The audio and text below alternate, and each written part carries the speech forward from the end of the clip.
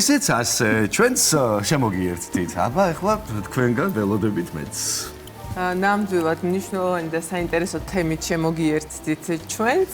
ქალბატონი მანანა ყოველთვის ძალიან საინტერესო და მნიშვნელოვანი რჩევებით არის ჩვენთან ერთად და დღეს მოვამზადებთ ზურაშენ კი ახსენე რომ სადილიო, თუმცა ვფიქრობ ასე რომ ვისაუზმოთ ალბათ კიდევ უფრო ჯანმრთელები ვიქნებით და მოგესალმებით ქალბატონ მანანა, უფრო დეტალურად თქვენ მოგვიყევით რას მოვამზადებთ დღეს და რა რისთვის იქნება კონკრეტულად. მე კი აქ უკვე ციციბურის მოხარშვა დავიწყე და ამ ეტაპზე გადავალ. დღეს გადავწყვიტეთ, რომ გავაკეთოთ ჯანსაღის საკვები, ჯანსაღის სადილი. აი ჩვეულებრივი, მარტივი, ესეთი უბრალო, ხო, ანუ ყოველგვარი იმის გარეშე, რომ აი ზოგჯერ თულად ან ძალიან ძვირადღირებული პროდუქტის რომ არ იყოს, ისეთი მარტივი სადილი, იმის მაგალითი როგორ უნდა ისადილო. ყველასთვის ხელმისაწვდომი პროდუქტით დავაკეთეთ. ყველასთვის ხელმისაწვდომი პროდუქტით. ამავე დროს გავითვალისწინეთ, რომ ზოგი არის მარხვაზე, მათთვის როგორი უნდა იყოს და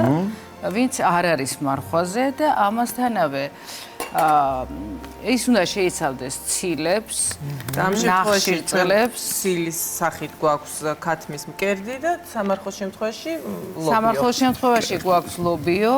დიახ. ნახშირწყლები გვაქვს ციციბურა. ეხლა ნახშირწყლები არის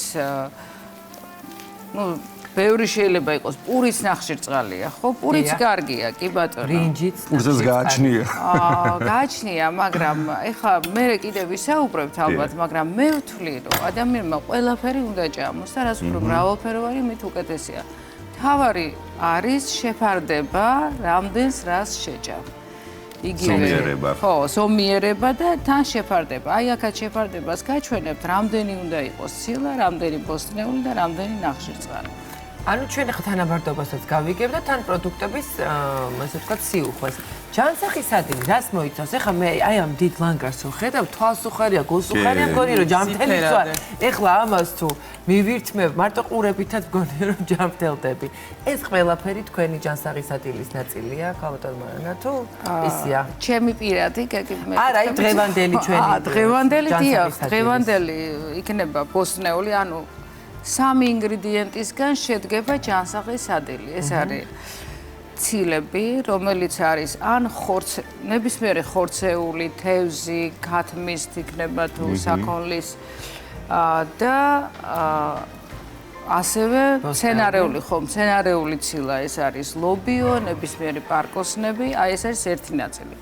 მეორე ნაწილი ეს არის ნახშირწყლები, მაგალითად ციციბურას სახით და მესამე ეს არის ბოსტნეული. და მათი ცოცხალი ბოსტნეული უკვე ხო? ცოცხალი ბოსტნეული, დიახ.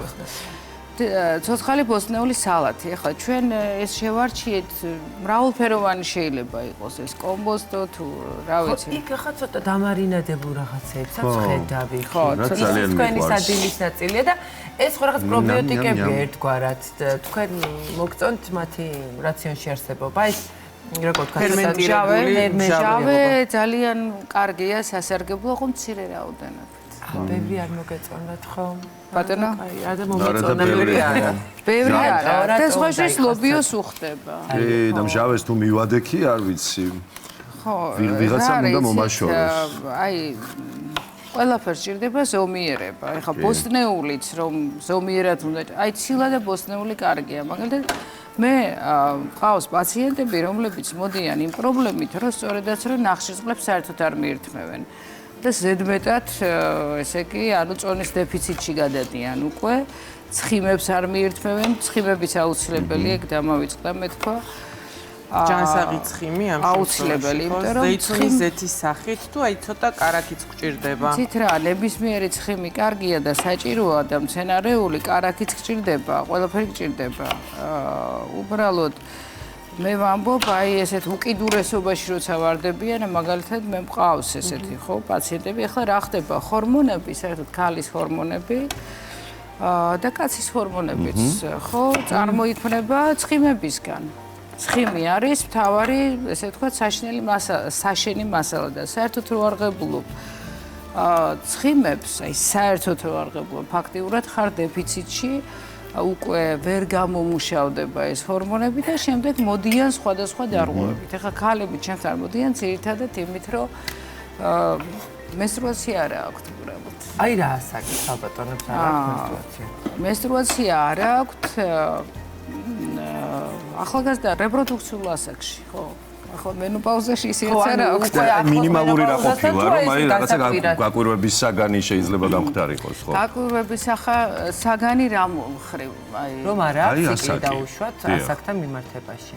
გაკვირვების საგანი არის მათთვის. აი თქვენ წარმოიდგინეთ, რომ რატო არის გაკვირვების საგანი? უმეტეს შემთხვევაში ესეთი ადამიანები ფიქრობენ, რომ აი ძალიან ეს არიან, ძალიან სწორად იკვებებიან. ანუ პირიქით მათ გონიათ, რომ ისე სწორად იკვებებიან, რომ ყველაფერი საათივით უნდა იყოს აწყობილი. ისინი დადიან ფიტნეს კლუბში, ყავთ ინსტრუქტორი, მხოლოდ მისი ესე ვთქვათ, ვითიდებით და რეკომენდაციებით საკვებსაც კი მას უთანხმებენ და ასე შემდეგ და ამიტომ აქვს წარმოდგენა, რომ სწორად იკვებებიან და როდესაც საბოლოო ჯამში ვეუბნები, ნუ ამასაც თავისი ის უნდა როგორ უთხრა ეს, რომ ახლა ბევრი ჭამე, ახლა მთელი წლები რომ საერთოდ არ ჭამს, ანუ მეტი უნდა ჭამო. ეს მაგის თქოს რა ჯობია ხალბატონი. ძალიან მაგარი მოსასმენი. ჭამე და ბევრი ჭარას.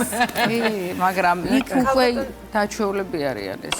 ქალბატონი მანდანა, იცით რა მაინტერესებს? აი სადილის მირთმევის დროს აქვს მნიშვნელობა თანმიმდევრობას? აი რითი ვიწყებ? უფრო უნდა დავნაყრდე ცილით პირველი თუ უფრო უნდა დავნაყრდე ბოსტნეულით? თუ ამ ყველაფერთან ერთად უფრო წონის კლებაზე ვსაუბრობთ? აი როგორია, იცით, ყველაფერი ხომ ინდივიდუალურია, მაგრამ თუ წონის კლებაზე ვსაუბრობთ, რაც უმეტესობას ესე ვთქვათ აწუხებს, გვაწუხებს, ხო. ეს არის ის, რომ დაიწყო ბოსტნეულით.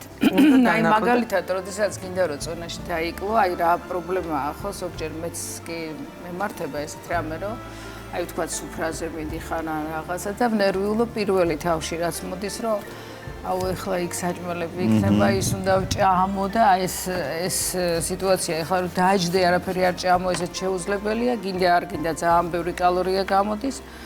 ამიტომ მე ყოველთვის ვურჩევ, რომ როდესაც აი ესე სუფრაზე დაჯდები პირველ რიგში, რასაც არავის არ უნდა და არ აკეთებს, უნდა დაიწყო ბოსტნეულით.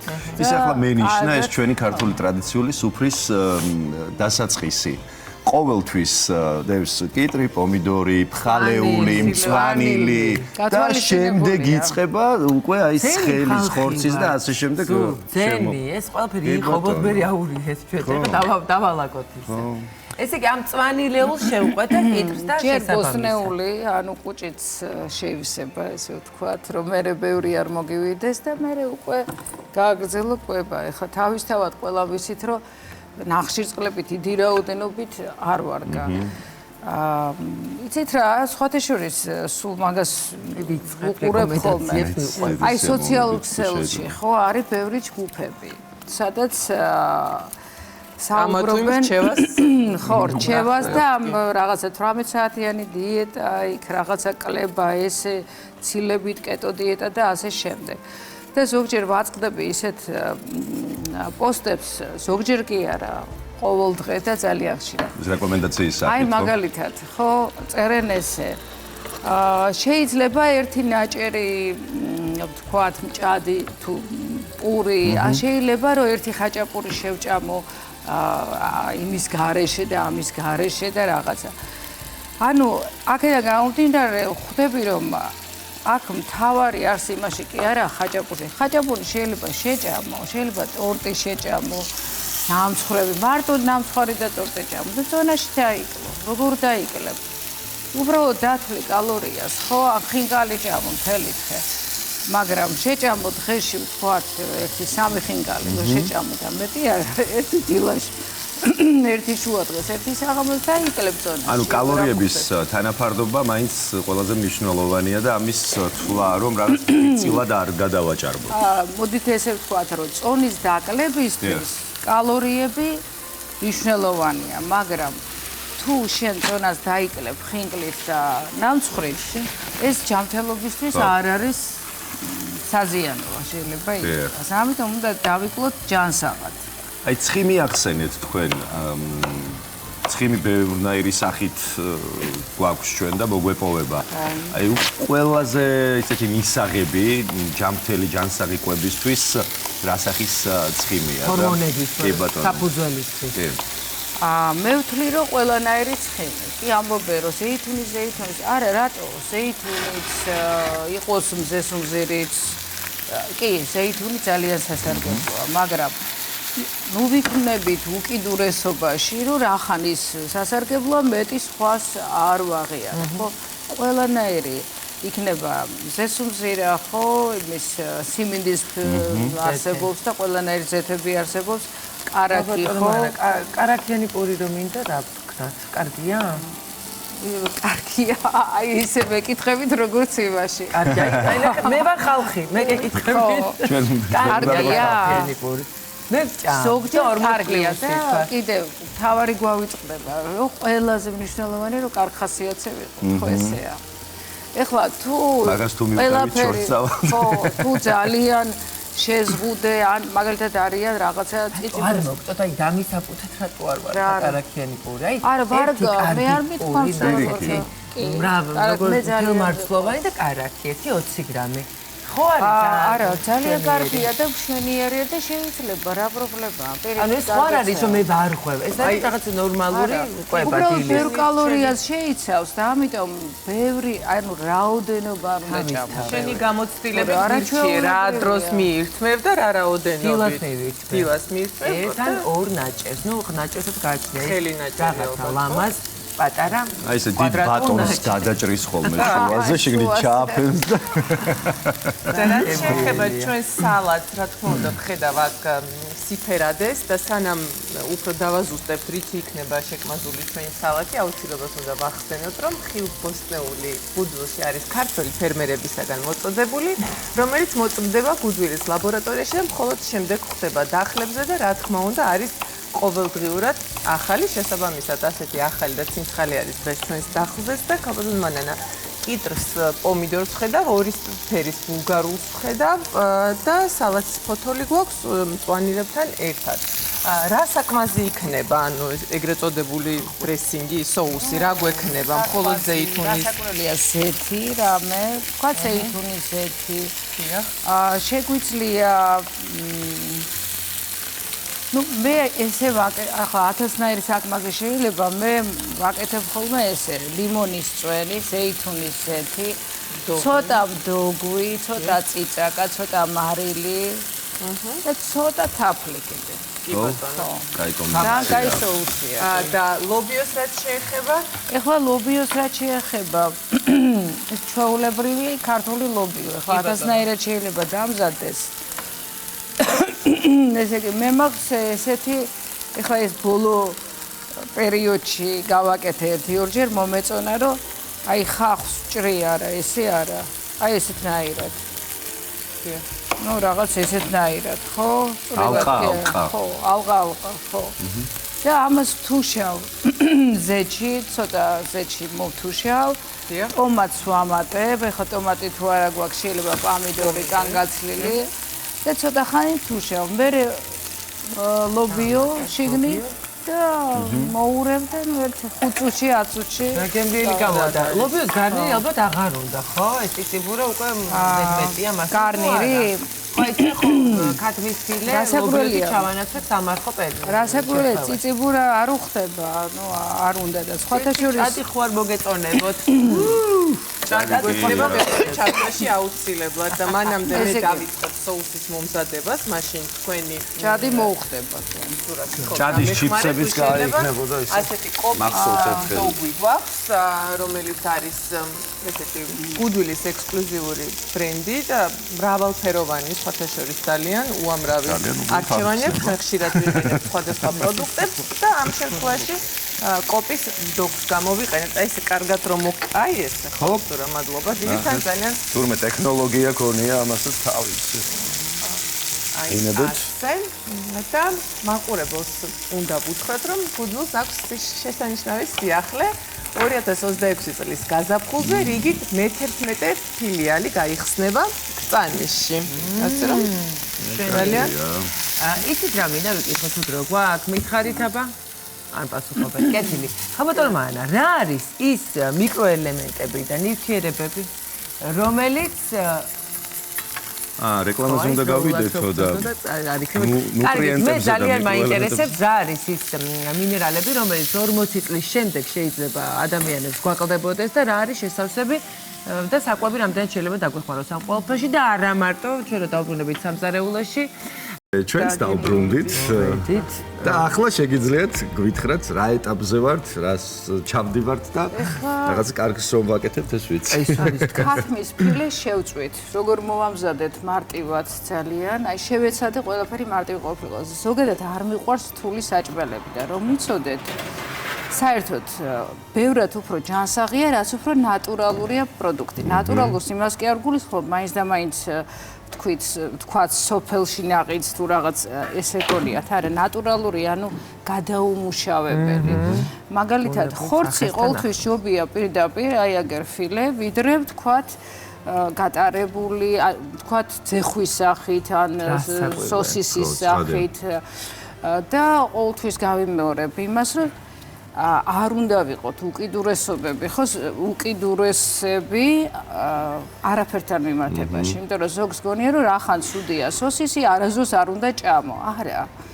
ზოგჯერ ჩვენი განწყობა უფრო მნიშვნელოვანია, ვიდრე რას ვჭამთ. ამიტომ ზოგჯერ უნდა მივცეთ თავისუფლება ძეხვით ჭამოთ. აურიო, ცოტა აურიო თქო, მისნება თქვა. ცოტა რაღაცა შეიძლება. აი დაახლოებით რომ წარმოიდგინო, აი 100%-დან 10% შეგიძლიათ ცოტა დაარღვიო რაღაცა. თქვენ თქვით რომ ძალიან მნიშვნელოვანია რა ვჭამთ, მაგრამ აი როცა ვსაუბრობ ჯანსაღ ყველას თითქოს ყველას რაღაცა უგემური ასოციაცია უჩნდება და თან თქვენ თქვით რომ მე ძალიან გემრიელად ვაკეთებ, ოჯახშიო ძალიან უყვართ ჩემი გაკეთებული. და ეხლა რას უკეთებთ აი ამ გემრიელ სადელს, რომელიც არის ძალიან ჯანსაღიც ასევე ის გემოს გასამდიდრებლად ასე ვთქვათ. ფილე შევწვით მხოლოდ შავ პილპილთან და მარილთან ერთად? ხო, მარილი, შავი პილპილი, შეიძლება წითელი პილპილიც, შეგიძლიათ წინასწარ ჩადო ვთქვათ რაღაცას არაჟანში ან ზეთში და ესე მარილად გააკეთო. არაჟანში ჩემ შვილიშვილს უკეთებ სულ არაჟანში, რომ ესეთი რბილი იყოს, არაჟანი არ რბილებს, ხო. და შევწვით ჩვეულებრივად ჩვენ შევწვით ახლა ძალიან ცოტა ზეთში, მაგრამ შეიძლება გრილზე საერთოდ ზეთის გარეშეა და შეიძლება ციციბურაში არის ცხიმი? ციციბურა მოხარშეთ ცხიმის გარეშე, მაგრამ შეგვიძლია ცხიმი დავამატოთ, შეგვიძლია საერთოდ არ დავამატოთ, იმიტომ რომ შეგვიძლია არ დავამატოთ, იმიტომ რომ ცხიმი იქნება მაგალითად სალატში. თუ მაინც და მაინც გვიყვარს კარაქიანი და რაღაცა, კი ბატონო, ცოტა შეიძლება. აი ციციბურის მოხარშოში ჩემთვის არის ხოლმე ძალიან მნიშვნელოვანი რომ არ გადავხარშოთ. აი ადრე ვიცოდით ხოლმე ეს გადაიფურჩქნებოდა და ეხლა აი როგორც პასტას მაკარონს ხარშავთ ალდენტეს, სწორედ ასეთი უნდა იყოს ციციბურაც ალდენტეთ მოხარშოს. კი, კარგავს თავის გემოვნურ თვისებებსაც, ზედმეტი მოხარშვითაც და ასევე სასარგებლო რა თქმა უნდა თვისებებსაც კარგავს და თან უფრო გემრიელი არის აი სიკნატუნე მე მონელებაშიც უფრო ხელს უწყობს, როდესაც ასე ნიკა ამ პროდუქტს შემინიშთოს და ჯერ ხალამე ხოლმე ამ ციციბურას და მე ხარშავად რა ხაობა არც მიჭამია მოხალული. აი ბრინჯივით ამზადებ, თუ ცოტა შეგიძლია ცოტა ზეითუნის ზეთში ან ცოტა კარაქში ჯერ მოხალო და შემდეგ უფრო აი ესეთი მე და ბრინჯსაც ხალავე პირველად ხარ. ნიკა რა არ უნდა მითხრა ეგეთი რაღაც. აი ხა რატო არის? ხალავ ხოლმე, თუმცა თუ პირდაპირ წყალში ვხარშავ, მაშინ დუღარე წყალს ვამატებ. ცოტა მეორესაც, ანუ ციციბურასაც და ბრინჯსაც? კი, ცოტა მდუღარე წყალი და ძალიან მალევე წამოდუღდება და მოკლედ მალევე მზად არის. ახლა წავიდეთ ყველაზე რთულ საკითხთან მიმართებაში საუბარზე გადავინაცვლოთ 40+ ასაკში რაღაცეები ხდება ქალბატონო მანა და ეს არავის არ ეპარება თვალსაჩინარიდან. სხეული აგზნობინებს ხოლმე რომ რაღაცები შეიცვალა. რა იცვლება? და როგორ არ შეიცვალოს თუ არის ამის როგორ არ შეიცვალოს? დავიწყოთ იმით, რომ 25 წლის ასაკიდან ადამიანი აი ძალიან არ გვიყვარს ეს სიტყვა, მაგრამ არის რეალობა, ხო, ბერდება. რას სწავლობ? ხო, დაბერების პროცესი, აი 25 ეს არის პიკი, ხაშუეს რეპროდუქციული რეპროდუქციული უნარების პიკიც არის 25 და იმიტომ ვამბობ, რომ ყოველთვის აი ძალიან გული მწყდება, ეს ბევრი ფაქტორები განაპირობებს ამას, რომ თუ თქვათ, აი თუნდაც მე ახლა უკვე 25 წელია მუშაობ, დაახლოებით 10-15 წლის წინ, ხო, როცა იწყებდნენ სქესობრივ ცხოვრებას, მაშინვე გეგმავდნენ ბავშვს. აი მაგალითად ოჯახს რო შექმნიდნენ, მაშინვე გეგმავდნენ და ეხლა აი არ ვიცი 90% რომ მოდის თავს ვიცავ, ანუ 1 წელი, 2 წელი, 3, 5 წელი, 10 წელი და ეს ამან გამოიწვია ის რომ გადავადდა რეპროდუქციის ასაკი, ანუ პირველი ორსულობის ასაკი გადავადდა. შეხედეთ რამხელა პრობლემა რო გადავადდა, ანუ გართულ სირთულეებთან არის ეს დაკავშირებული. გასაკურველია, იმიტომ რომ ორგანიზმი უკვე არ არის ისეთი, რაც არ უნდა ჩვენ მოვინდომოთ. ჩვენ დაბერების პროცესს ვერ შევაჩერებთ. და მამაკაცების შემთხვევაში როგორ არის ეს ამბავი? 25 წელი. მამაკაცების შემთხვევაში რა ამბავი? კონკრეტულად რეპროდუქციული რეპროდუქციული? აი მამაკაცებს გაუმართლათ. შეიძლება ესე ვთქვათ, ნახევრად ხუმრობით, იმიტომ რომ მამაკაცის რეპროდუქციული ასაკი უფრო ხანგრძლივია. ბევრად ხანგრძლივია ვიდრე ქალის. ქალის ხანმოკლეა, ძალიან შეზღუდულია. აი ქალი მაგალითად 50 წლის ასაკში კი ხდება ჩემ პრაქტიკაში ერთი თუ გამახსენდება.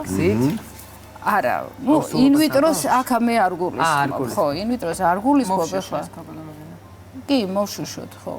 ინვიტროს არ გულისხმობ, იმიტომ რომ ინვიტროთი კი ყველა შემთხვევაში თეორიულად თუ რა ვიცი, შეიძლება შვილი ყავდეს, ხო, იქნება დონაცია, სუროგაცია, თავისი თუ შენახული გაქვს, მაგრამ 50 წლის ასაკში შენი კვერს ხუჭრედით გამორიცხულია. თუ შეინახე ადრე, კი ბატონო. ну ეს სხვა თემაა. და მამაკაცის შემთხვევაში? მამაკაცის შემთხვევაში რა ხდება? მამაკაცის თუ ქალი იბადება კვერცხუჭედების გარკვეული რაოდენობით, რომელსაც ხარჯავს და სადღაც 40 წლისთვის უკვე ცოტაა და 45-50-ისთვის ფაქტიურად აღარა, მამაკაცი არ იბადება ის იმგენით სპერმატოზოიდებით, ის იწყებს, მისი სათესლე ჯირკვლები იწყებენ მის გამომუშავებას, წარმოქმნას, სადღაც სქესობრივი მომწიფებიდან, პერიოდიდან. და თითქმის მთელი ცხოვრების განმავლობაში ხდება სპერმატოზოიდების წარმოქმნა. რასაკვირველია 40-ის შემდეგ ის ნელ-ნელა მცირდება ეხლა ვთქვათ ისე არ არის 25 და 40. ნელ-ნელა მცირდება, მაგრამ ყოველ შემთხვევაში მაინც მიდის და თქვენ წარმოიდგინეთ 70-80 წლის კაცსაც სპერმატოზოიდი შეიძლება ყოლოს. ოჰო. კარგი, მაშინ ახლა გავაკეთოთ ესეთი რომ რაღაცნაირად ეს ჩვენი რეპროდუქციული ჯანმრთელობა და ჩვენი დღევანდელი საკვები დაუკავშიროთ ერთმანეთს. რა როლს თამაშობს ზოგადად კვება რეპროდუქციულ ჯანმრთელობაში და რა არის ის ელემენტები? არა მხოლოდ წონის კლებაშიც, წონის კლება და ეს ფორმაში ყოფნა ხო რეალურად კავშირშია შემდეგ ამ ყოველივესთან. ახლა ნახე 40 წლის ასაკში, ну პლუს მინუს იქ რაღაც რამდენიმე წელი სერიოზულად იცვლება სასწორზე წონა ქალის შემთხვევაში. არის 2-3 კილო, რომელსაც ან ვერაფრით ვერ იკლებ, ან არის კიდევ უფრო მეტი რაღაცა ჭარბწონიანობა, რომელიც თითქოს იგივენაირად ცხოვრობ, იგივენაირად იკვებები, მაგრამ ყველაფერი ხო. აბა დავუშვათ 15 წლის ასაკში რო ქონდა წონა, ხო ვერასდროს ვერ დაბრუნდებოდით, რო ვიმშობიარეთ შემდეგ წონაში, რაც უნდა კარგ ფორმაში ყოფილიყავით. დაახლოებით ასეთი ტრანზიცია ხო არ არის აქაც 40+, რო აი თითქოს რაღაცა ძვლის მასა იცვლება თუ აი რა თუ ცხიმის მასა იცვლება, რაც ავტომატურად აისახება სასწორზე, რაც ლიკამ თქვა და უბრალოდ მე აღარ ბრუნდება. ის უნდა შევეგუოთ. ხო, ანუ ვერ უნდა შევეგუოთ, ალბათ არის რაღაცა ხერხები, რითიც უნდა ვებრძოლოთ ამ ამბავს და ამიტომ მაინტერესებს აი კონკრეტულად. რაღაცებს უნდა შევეგუოთ. ეს აუცილებლად გჭირდება, მაგრამ 40 წლის, ну ეს ისე გვაქვს პირობითად აღებული 35 პლუს შეგვიძლია თქვა 40 პლუს დაახლოებით ყველა შეგვიჩნევია რომ ჭამ ისე ბევრი მეუბნება, მაგრამ რატომღაც ვიმატებ წონაში. ან ვარ ეგრეთ წოდებულ დიეტაზე, მაგრამ ვერ ვიკლებ წონაში. რატო? იმიტომ რომ ხდება ბევრი ცვლილება. დავიწყოთ იქედან რომ ქალებში საკვერცხები უკვე ისეთი აქტიური აღარ არის, ანუ რეპროდუქციული ფუნქცია ნელ-ნელა ქრება. ამიტომ არ გამოიყოფა იმ რაოდენობის ქალის ძირითადი ჰორმონი ესტროგენი. სხვათა შორის ტესტოსტერონიც აქვს ქალს მცირე რაოდენობით, ისიც იკლებს და ისიც იკლებს და ისიც მონაწილეობს ამ პროცესში. როდესაც ესტროგენი მცირდება, სხვათა შორის ესტროგენს ძალიან ბევრი ფუნქცია აქვს, მათ შორის ცხიმის გადანაწილების. და როცა ესტროგენი ნაკლებია, აი ეს ცხიმის გადანაწილებაც სხვანაირად ხდება. იმიტომაც არა რომ დაძნელებულია. ხო, დავამატოთ ხელოვნურად ეს ესტროგენი. შეიძლება დავამატოთ, ეს ცალკე თემაა. კიდე ესტროგენ შენაცვლებითი თერაპია, რაც არაჩვეულებრივია ამ შემთხვევაში, რასაკვირველია დაბერების პროცესს ვერ შეანელებ, ვერ გააჩერებ, მაგრამ შეანელებ, შეიძლება. ამაზე მერე ვისაუბროთ. ხო ხედავ. მაგრამ ეხლა მაგრამ ეს ესტროგენები სადმე აქ შეიძლება რომ ვიპოვოთ აი ამ პროდუქტებში? კვებაში? კი, შეიძლება და მაგას ეხლავე გეტყვით. კაცებიც ხო გაინტერესებთ? კაცებში რა ხდება? კაცებში ტესტოსტერონი იკლებს. ტესტოსტერონი ნელა იკლებს. მაგალითად 30 წლის ასაკიდან ყოველ 10 წელიწადში დაახლოებით 2%-ით დაბლა მიდის ტესტოსტერონი.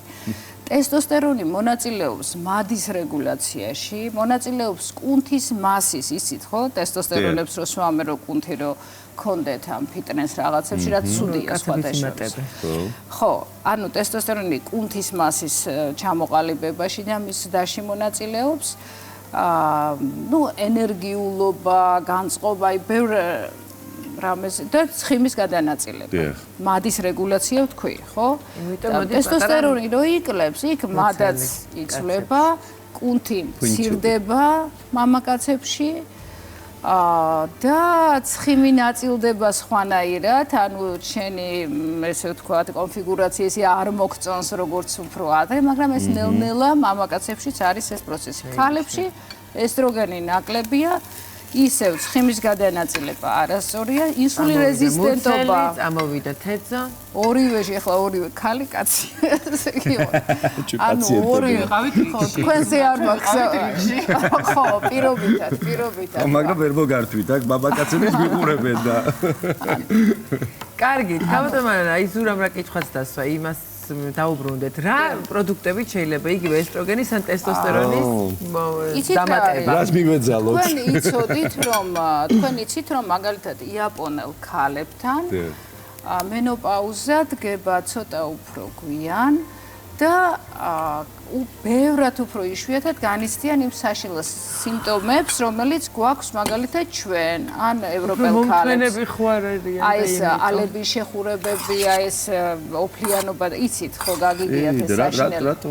რატომ? იმიტომ რომ მათი ტრადიცია, კვების ჩვევები არის განსხვავებული ჩვენგან. ჩვევებს არ ვიტყოდი, ჩვევებიც ალბათ ხო ნაკლებს ჭამენ. მაგრამ პროდუქტები, ისინი ჭამენ ზღვის პროდუქტებს. და სოიო ძალიან ესე თქვა პოპულარულია. სოიო, ზღვის პროდუქტები, ეს რა არის? ესენი შეიცავენ ბუნებრივ ესტროგენებს, განსაკუთრებით სოიო. ეხლა ხო, სოიო. და აქედან გამომდინარე, გვიან დგება და ისე მწვავედ არ განიცდიან, თორემ მენოპაუზა არის რამე ესეთი პროდუქტი, რომ მოვასხა ციციბურას, რა მოხდება? ზღვის ზღვის პროდუქტები არის ძალიან მდიდარი. დღეს ჩვენ არ გვაქვს აქ ზღვის პროდუქტი. ძალიან კარგია. იმას, რასაც ჩვენ დღეს ვამზადებთ, ეს ის პროდუქტებია, რომელიც ყველა ასაკისთვის კარგია. გვაქვს ხოლმე ჩვენც აქ ზღვის პროდუქტებიც, მაგრამ აი ზღვის პროდუქტები მაგალითად გაყინულ მდგომარეობაში ჩვენ ახლა არ გვაქვს ის ფუფუნება, რომ რაღაც ახალ დაჭერილი მაინც და მაინც ავიღოთ სახლში და მოვამზადოთ და გაყინული რა პრობლემაა, რასაკვირველია გაყინული. და რამდენჯერ უნდა მივიღოთ საკვები დღეში? აქ აი ამ შემთხვევაშიც ესე 4ჯერ არის რეკომენდირებული, იმიტომ რომ მართლა ხშირად ვისმენთ, რომ რაღაცნაირად აი საათობრივად ყვება. მოდით ვთქვათ, რომ ყველას ორგანიზმი არის ინდივიდუალური. მე ვიცი ადამიანები, რომლებიც დღეში ორჯერ იკვებებიან და ძალიან ჯანსაღები არიან. იმას თავისი ეხლა შორს აქვს რაღაც შემუშავებული. სხვანაირი ხო რუტინა აქვს, იქ შეიძლება შუალედში მაგალითად ხილს ჭამდეს და იმას არ თვლიდეს, რომ ის აკვებია. დავიმახსოვროთ ერთი რამე, რომ ხილი, ვაშლი, ბანანი თუ ის ძალიან კარგია და საჭიროა ყოველდღიურად, მაგრამ ესეც კვებაა. აი, ყველაზე დიდი შეცდომა რა არის, რომ მეუბნებიან დღეში ერთხელ ჭამ მარტო. ანუ მარტო დილას საღამოს, მთელი დღე შეერივარ და რატო ვიმატებ?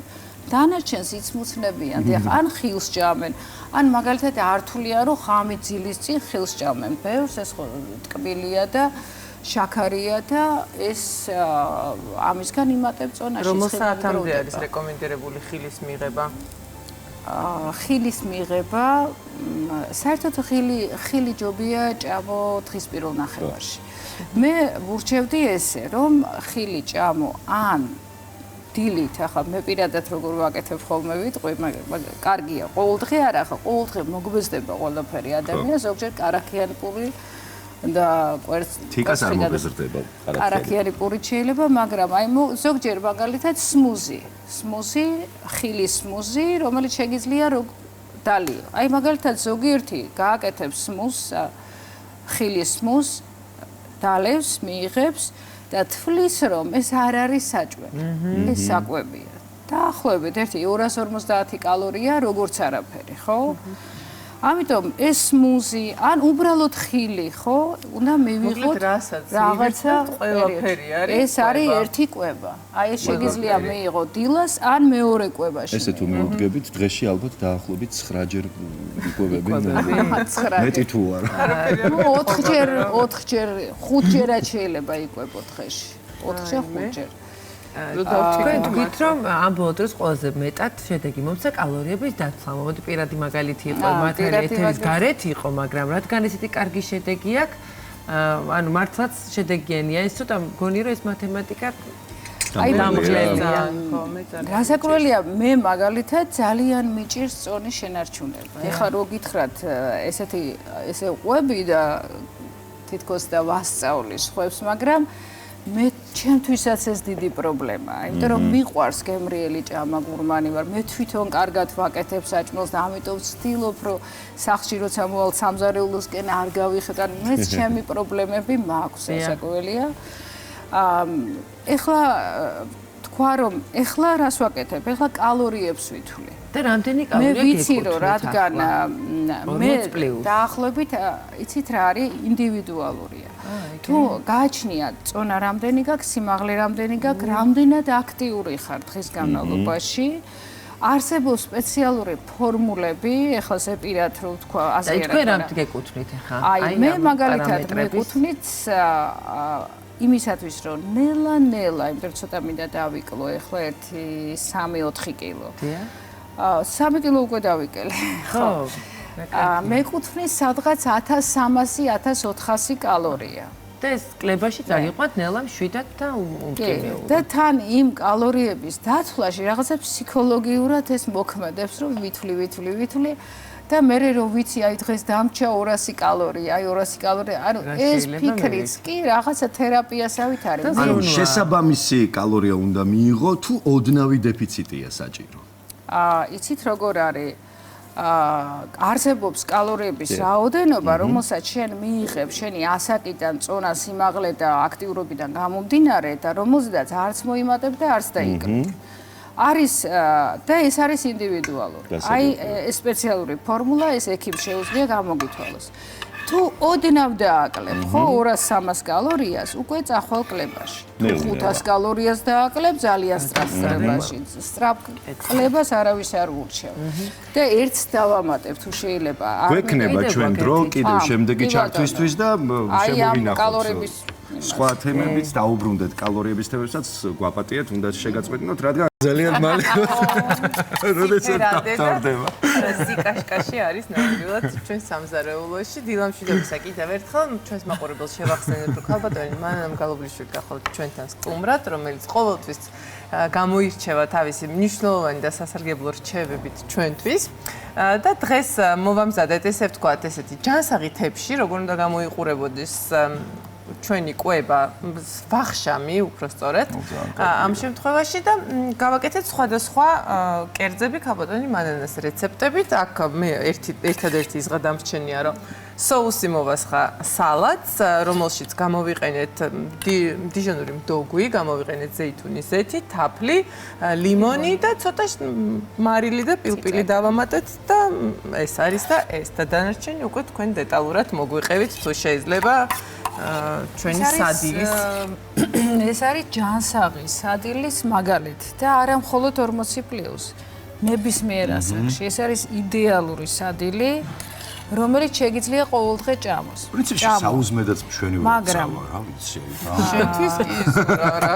ეხლა შეხედეთ, სწორად უნდა გაიგოთ, რომ დიდი ულუფაა საკმაოდ, აი ხო, აი თვალსაც ახარებს, მაგრამ ეხლა რა ხდება? მოვერევიო იტყო და თავარი პრინციპი რაში მდგომარეობს? მე კი არ ვამბობ ზუსტად ესე უნდა გააკეთო, ზუსტად ესე უნდა ჭამო, არამედ თავარი პრინციპი მდგომარეობს იმაში, რომ შეხედეთ, თეფშის ნახევარი, 1/2 არის ბოსტნეული, ცოცხალი ბოსტნეული, შეზავებული, ზოგს უნდა მოთუშული, კი ბატონო.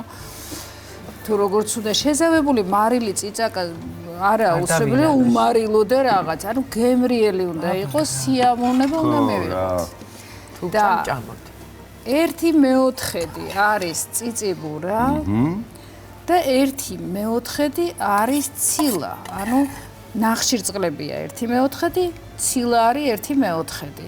და ბოჭკო აქ რო იყოს თევზი, ბრინჯი, კი, ბატონო. აქ რო იყოს რაღაც წითელი ხორცი და რაღაც სხვანაირი ბურბულინიკა, კუსკუსი, მუსკუსი, რაღაცა მისინათესავები, შესაძლებელია, ხო? რასაკურველია, ეს შეგვიძლია შევცვალოთ, ანუ თავარია პრინციპი დავიმახსოვროთ, რომ ნახევარი ბოსტნეული გვაქვს, უფრო ცოცხალი ჭობია, მეოთხედი აი ეს ორი ინგრედიენტი. და მოამბერელი, კაი, ჯამარი კაკა.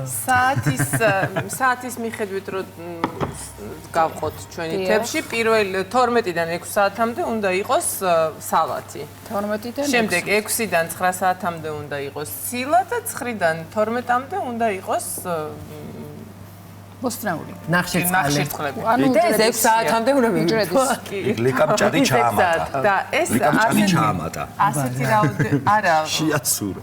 ჭადი არის ითვლება აქ და მაინტერესებს აი ასეთი ულუფა რომელიც არის მართლაც ხა თიკამ როგორც აღნიშნა საკმაოდ დიდი ერთხელ შეიძლება თუ სხვა კვებებიც შესაძლებელია საუზმეც შესაძლებელია რომ აი ამ მოცულობის იყოს თუ ბოსტნეული იქნება ამდენი და კვერცხი ნაკლები სიტყვაზე ბოსტნეული ამდენი და რა ნაკლები და კვერცხი იყოს როგორც საქცილა კვერცხი ნაკლები ხო ეხლა რა არის ეს არის მათთვის ვინც მარხვაზეა ხო ან ვისაც არ უნდა ხორცი აი ეს არის ასევე იდეალური სადი. ცილოვანი პროდუქტია ჩანაცვლებული.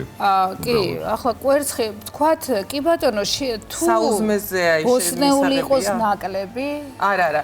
აი თუ ასე გადავიტანთ აი ამ პრინციპს საუზმეზეც. მისაღებია, რომ ეს რაოდენობა იყოს სალათი და აქვე შეიძლება აბსოლუტურად მისაღებია, უბრალოდ ეხლა დღეში ორჯერ ერთი და იგივეს არ შეჭამ. ხო, ეს იმდენად განაყრებს, ხო, აი ესეთია. ამიტომ მე ვფიქრობ, რომ ჯობია სადილზე. დილას შედარებით სუბუქი და ადვილად გადასამუშავებელი საჭმელი გჭირდება. მართალია ზოგი დაჩვეულია დილას სადილს, მაგრამ მაინც ხო, უმჯობესია დილას უფრო სუბუქი რამე მივიღოთ. კარაქიანი პური მაგალითად. ხარჩოთი იწყებს. დიდი შეამოვნებით არანაირი პრობლემა. ქალბატონო მანა, იქიდან გამომდინარე ჩვენ შევწყვეტეთ კალორიებზე საუბარი და თქვენ რადგან უკვე თვალიც მიჩვეული გაქვთ. აი ახლა ეს თეფში რომ დაგვითვალოთ რა კალორიას დაახლოებით შეადგენს, რომ გვითხრათ რომ რადგან 1300-1400-ია ყველაზე მეტი კლების დროსაც შეიძლება უსაშუალო პროპორციის ადამიანმა მიიღოს. აი ეს ახლა რამდენს ეხლა ზუსტად რომ ავწონო მე როგორც ვაკეთებ ეხლა დაახლოებით თვალით გითხარით. თვალით დაახლოებით აი თვალთლიანობაში ვიტყვი რომ შეიძლება ეს იყოს სადღაც 450 კალორია. ერთი ლანგარი. თლიანად. კი, დაახლოებით 450. თუ ეს სამჯერ გავყავით. ეხლა თუ ზეც, ეხლა კიდე რას ვერ ამჩნევენ, იცით? ეხლა ამას თუ ჩვენ დავამატებთ ზეთს, ბევრს აქვს ეთი, უნდა გქონდეს, მაგრამ ბევრზეც აქაც კარაქს აქ კარგად მოვთუშავთ ზეთში და ცხიმში. ეს 450-ის მაგივრად გახდება 850. ისე გაორმაგდება. ამას აქვს მნიშვნელობა. თუმცა შეგვიძლია რომ თხილეულობა გამოვიყენოთ. ხო, აი ეს დიახ. აი ეხლა რაც შეეხება თხილეულობა რა შემთხვევაში განსაკუთრებულად, აქაც შეგვიძლია. რადგან ეს არის სამარხო ულუფა, ხო? აი თქვენ ხედავთ რომ აქ არის ლობიო ხორცის მაგივრად. არაჩვეულებრივი პროდუქტია, რატომღაც ცოტა მივიწყებულივით. ბევრს ხო, მაგრამ ძიმი არისო, ბევრი ამბობს და აი ცუდად მოსანელებელია და რაზერედებიან ხო. მის მონელებაში მჟავე კომპოსტო დაგეხმარებათ. კი, ჯერთი რომ ნამდვილად მჟავე კომპოსტო დაგეხმარებათ, თან როდესაც ხარშავ ლობიოს, ახლა ჩემ გამოცდილებას გაგანდობთ, ბევრმა დიასახელის მაიცის, მე ვალბობ წყალში. ოხ რა გემრიელობა იყო, რაღაც ის თქმა გნებავდათ და გითხარით. ცილა, აი აქ ცილის სახით გვაქვს ლობიო, მაგრამ ცოტა უფრო რომ გავამდიდროთ კიდე უფრო ცილით, რადგან მას იმდენი ცილა არ აქვს, რამდენიც ხორცი. ცოტა თხილეული დავამატოთ სალატს. მადლობა, ძალიან დიდი მადლობა. მოკლედ აი ესეთია, ჯანსაღი, გემრიელი 40+ და 40- სადილიც და ზა უზმეთ რატომაც არა. უღრმეს მადლობა თქვენ იმ რეკომენდაციებისთვის და რჩევებისთვის. მადლობა რომ დილა ჩვენ ერთად გაატარეთ თქვენს ქალბატონმა ლიკას ჩვენს თავისთავად და ჩვენმა მაყურებლებმაც. ყველამე დაგემშვიდობებით. ნახვამდის ბედნიერი დღე. ბედნიერი დღე.